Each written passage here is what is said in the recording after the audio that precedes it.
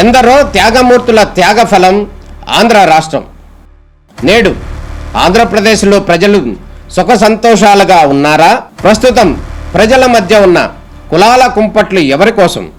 Chandrayaan rocket యుగంలో కూడా వర్ణ విభేదాలు దేనికి సంకేతాలు? రాజకీయ పార్టీల నేతలు ఏం చెప్తున్నారు?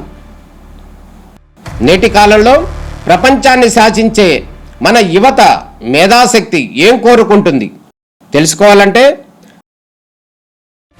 ఆంధ్ర యువగలం.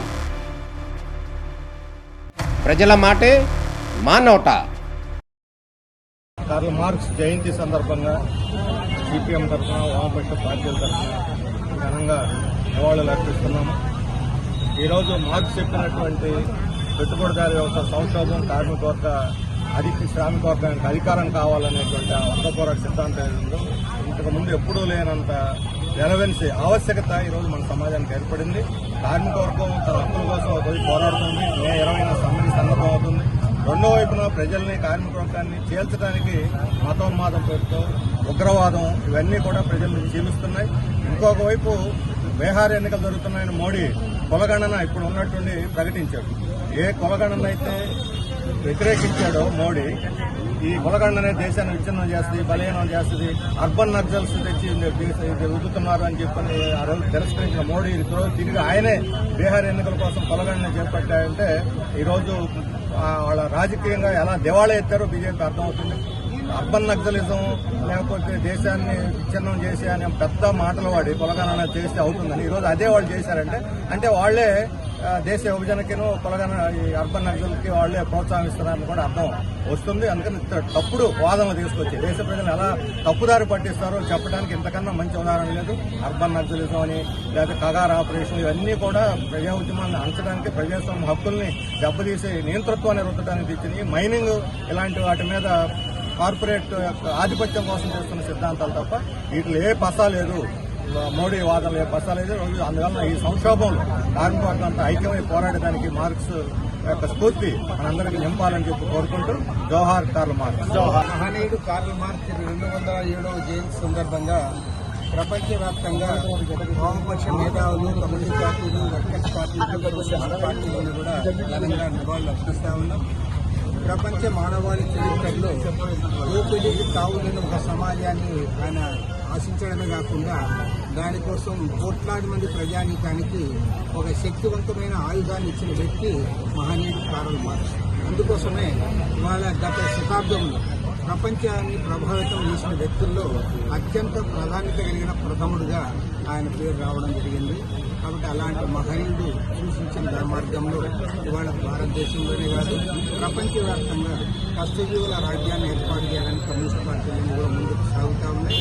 ప్రత్యేకించి మన దేశంలో ఇవాళ ఒక రకమైన యుద్ధ వాతావరణాన్ని సృష్టించడానికి ప్రయత్నాలు జరుగుతూ ఉన్నాయి. ఇవాళ జరిగిన అత్యంత దారుణమైన టెర్రరిస్టు ఘటనను ఆధారంగా చేసుకుని ఇవాళ భారతదేశానికి, పాకిస్తాన్కి యుద్ధాన్ని తీసుకురావడానికి కూడా కొన్ని శక్తులు ప్రయత్నం చేస్తూ ఉన్నారు. ఏదేమైనా సరే టెర్రరిజాన్ని అమర్చాల్సిన బాధ్యత ఒక భారతదేశం పైనే కాదు, ప్రపంచవ్యాప్తంగా ఉన్నటువంటి నాగరిక సమాజంపైన, నాగరిక ప్రభుత్వాలన్నిటిపైన కూడా ఉంది.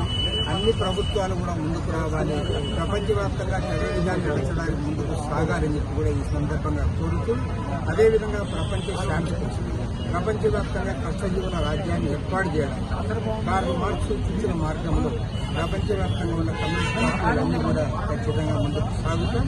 తప్పకుండా ఏదో ఒక మనిషి మరో మనిషి దోపిడీ చేయని సమాజాన్ని ఏర్పాటు చేయడం, అంతిమంగా కార్మిక వర్గ రాజ్యాన్ని ఏర్పాటు చేయడానికి కోరుకుంటామని కూడా ఈ సందర్భంగా మనవి చేస్తూ మహనీయుడు కార్ల్ మార్క్స్ యొక్క జయంతి సందర్భంగా ఘనంగా నివాళులు అర్పిస్తారు. ప్రపంచ కార్మిక వర్గం యొక్క దోపిడీ లేని సమాజాన్ని సృష్టించడానికి ప్రపంచ మానవాళికి ఇచ్చినటువంటి సిద్ధాంతకర్త కమ్యూనిస్టు మేనిఫెస్టోకి మరి మార్గదర్శకులు కార్ల్ మార్క్స్ యొక్క జయంతి సందర్భంగా జోహార్లు అర్పిస్తున్నారు. మార్క్స్ ప్రపంచ మానవులందరూ క్షేమంగా ఉండాలి, ప్రపంచ మానవులందరూ ఈ సమాజంలో, విశ్వంలో ఉన్నటువంటి ప్రకృతి వనరులన్నీ సమంగా పొందే విధంగా రాజ్యాలు ఉండాలి. అటువంటి రాజ్యాలు కార్మిక వర్గ రాజ్యంలో సాధ్యమవుతుంది. ఆ రాజ్యాన్ని సాధించుకున్నప్పుడే ప్రపంచవాలి ఉన్నటువంటి అందరికీ విద్య కానీ, వైద్యం కానీ, ఉండడానికి ఇల్లు కానీ, లేదు ఉపాధి అవకాశాలు కానీ, స్త్రీ పురుషుల మధ్య అసమానతలు లేని రాజ్యం కానీ, వివక్షత లేని రాజ్యం కానీ సాధ్యమవుతుంది. యుద్ధాలు లేని, అలాగే ఉన్మాదాలు లేని రాజ్యం సాధ్యమవుతుందని ఆయన ప్రపంచానికి ఇచ్చారు. ఆ సందేశాన్ని అనేక దేశాల్లో ఆచరణలో చూపిస్తున్నారు. ఇప్పటికే 175 కోట్ల మంది ప్రజలు అటువంటి సోషలిస్ట్ వ్యవస్థని ఏర్పాటు చేసుకుని ముందుకెళ్తున్నారు, పురోగమిస్తున్నారు. దురదృష్టవశాత్తు మన భారతదేశంలో వచ్చినటువంటి ప్రజాస్వామ్యాన్ని అభివృద్ధి దిశ వైపు తీసుకెళ్లకుండా అభివృద్ధి నిరోధక వైపు దిశగా ఈరోజు పాలకులు తీసుకెళ్తున్నారు. మతం పేరుతో, మతోన్మాదం పేరుతో, ఉగ్రవాదం పేరుతో ఈ దేశంలో ప్రజల మధ్య ఐక్యతను విచ్ఛిన్నం చేస్తున్నటువంటి పరిస్థితులు చూస్తున్నాం.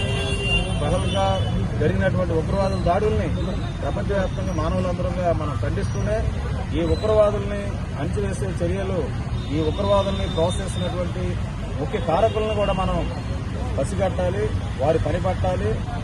దీనికి మతం రంగు పులమకుండా అన్ని మతాల్లో ఉన్నటువంటి మానవత్వం ఉన్నటువంటి ప్రజలందరినీ ఐక్యం చేసి ఈ ఉగ్రవాదాన్ని నిర్మూలించే దిశగా ప్రయాణం చేయాలనేది ఈ సందర్భంగా విజ్ఞప్తి చేస్తూ కార్ల్ మార్క్స్ యొక్క ఆశయాల్ని, వారి యొక్క సిద్ధాంతాల్ని ముందుకు తీసుకెళ్తామని తెలియజేస్తూ జోహార్లు అర్పిస్తున్నాం.